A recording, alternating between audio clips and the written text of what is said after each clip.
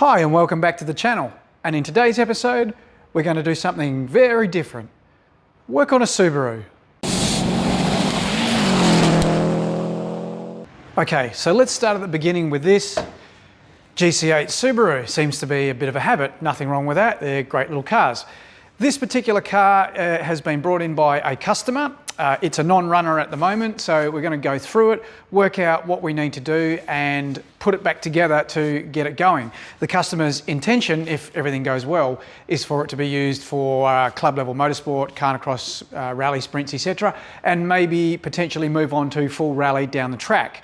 However, in this particular case, thankfully we caught this before it got any further. The customer had already started to dismantle the car, started pulling it apart, got a bit of varied advice from a few people about what needed to be done and what didn't, and then thankfully found us on YouTube and got in touch before it got too much further. We said, whoa, stop, don't take it apart any further. Let us go through it, work out what you need, and then get stuck into it. So let's take a look at the car and see what we've got. So this is my first look underneath this car. It was up on the hoist, so I thought I'll have a look and see. We know there's a few sins that need to be sorted out in it already. We'll get to that in a minute. It's got a set of eBay extractors on it, so that's a great start. And it is leaking oil everywhere. I noticed under the engine bay, I think that's all power steering oil. Worry about that. Definitely the steering rack needs a bit of attention, nothing too serious. It's got no gearbox in it at the moment. The customer pulled the gearbox out of it. The other gearbox had a blown centre diff. We'll talk about that in a little bit. I'm going to look at the clutch, think that's going to need replacing. Underneath, the actual body shell's not in bad shape. It's actually, yeah, not too bad at all. It's actually nice and clean. It's got a tow bar on it. I'll leave that up to the customer to pull that out. We definitely don't want a tow bar on a race car. I don't even know why people fit tow bars to these things as road cars, to be honest. That rear differential needs to come out and be replaced. Okay, really the only major concerns I have under here at this point are these. I'm not sure whether the camera will pick that up that well, but the threads where the gearbox crossmember go in, they've been stripped out. That does happen from time to time on these cars, and somebody's been good enough to hack a hole through the floor on both sides inside the car there and put a bolt through the floor. So we'll have to see what we can do to get rid of that and fix that up properly, either re-tap those bolts or do something with it, maybe weld a plate in there with a new nut on it. I don't know yet. We'll work that out. That's a bit fun.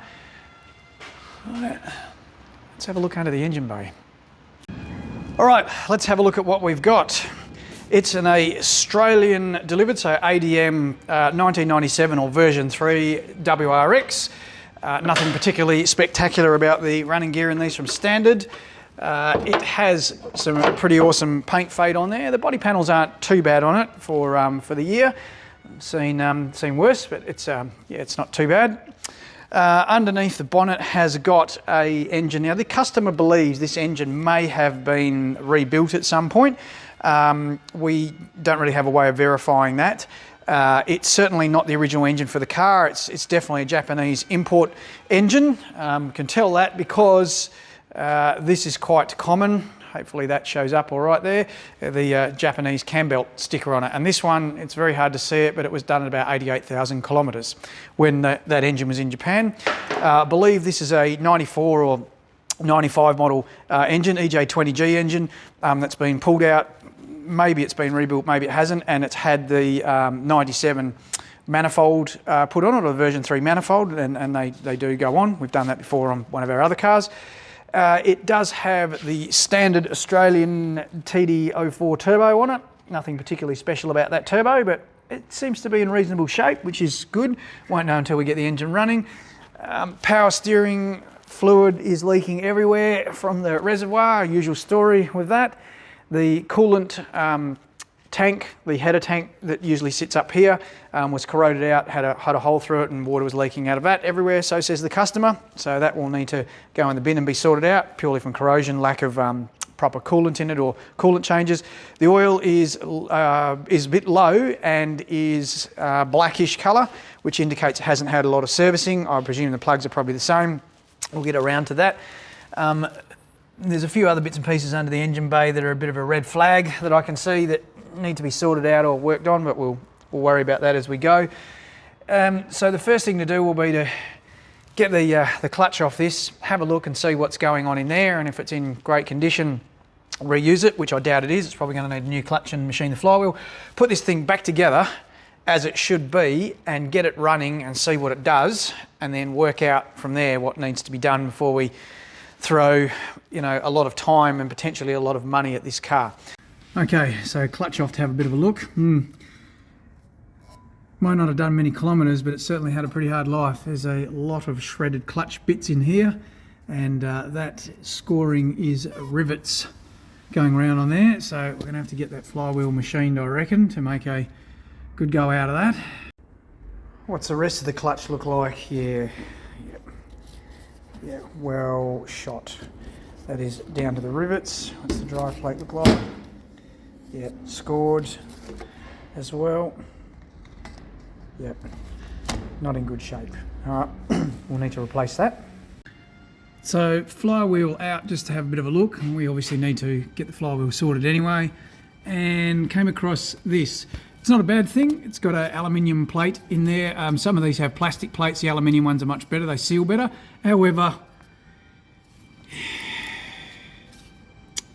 not in the best shape. As it turns out, it doesn't appear to be leaking, so we'll leave it alone. I definitely won't be able to get those out without drilling them and fooling around, so that'll be okay.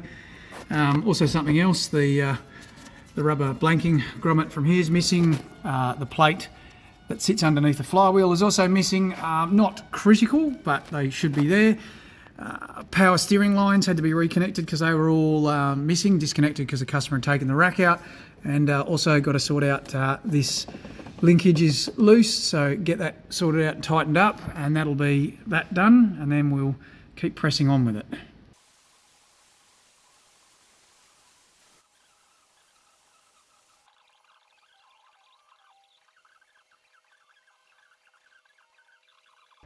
Basically, if your Subaru, most models of them, if the gear shifter is moving all over the place and basically flopping around, like your gear stick's flopping around like a spoon in a bowl of porridge, chances are it is this that is the problem. It is the selector mechanism underneath the car. On the gearbox, there's also a couple of bushes inside the gear shift inside, and we'll show you those later. Basically what's happened is the bushes have become all flogged out in there, and after 20 or so years that's what happens. So with these things we can pull them off and rebush them, but they're not particularly easy. Easiest way is generally just to put a brand new one on like this, and this should be good for another 10 or 20 years before it needs replacing. And as you can see, there's no bolt through there, so we can grind them off and fiddle around with them to change the bushes. Easier just to get these out. They have got a double roll pin that sits through here. I've already knocked the roll pins out, so basically all things being even, this should come off with a gentle bit of coaxing. Sometimes they'll just like so, and that's it. As you can see, bushes are completely flogged out in there. That would have been a horrible shift. So trick is that they go with the that tab on the inside. That's for the return spring. Sometimes they need a slight gentle tap to pop them on. And that's it. Once they're in and done, tiny bit of CRC or some sort of lube on there just to help settle them in, and then line it up in the right spot, and then just a few gentle taps to get them through. Put another pin over the top as a guide just to tap it down a bit further. Righto. And then the second roll pin just goes in on top.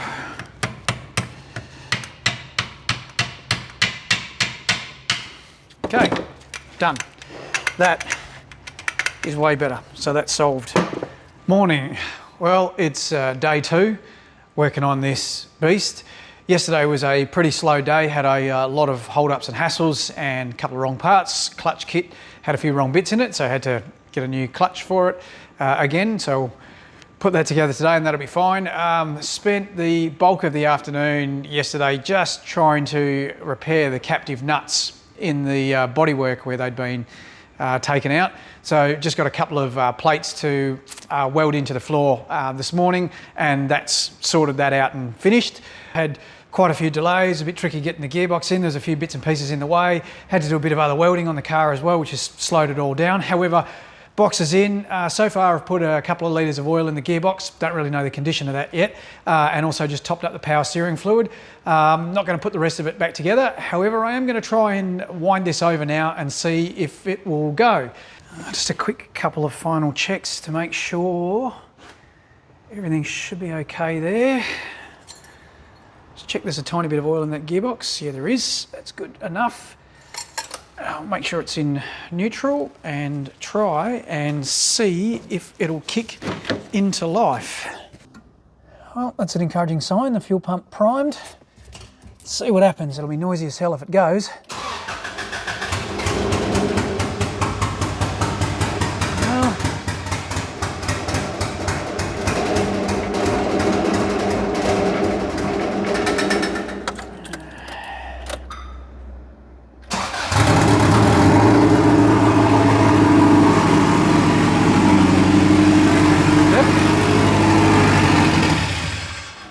Well, I think we can safely say that's a win.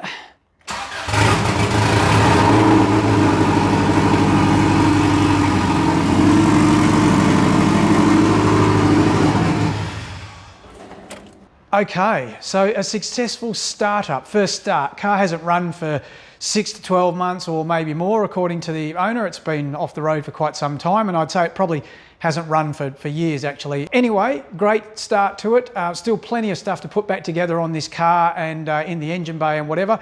So we'll get stuck into that. I think that'll be on the next episode. I'm calling it this afternoon because the workshop is a diabolical mess. Looks like somebody's thrown a hand grenade in here. We'll get all this cleaned up and then we've got to start loading up. Got the Safari Rally this weekend, so there'll be another video coming through for that. So hope you've enjoyed this episode of Will It Start, or here's another Subaru build, or whatever we'd like to call it. Thanks very much for watching. Please like, give us a thumbs up and subscribe, and we'll catch you again soon.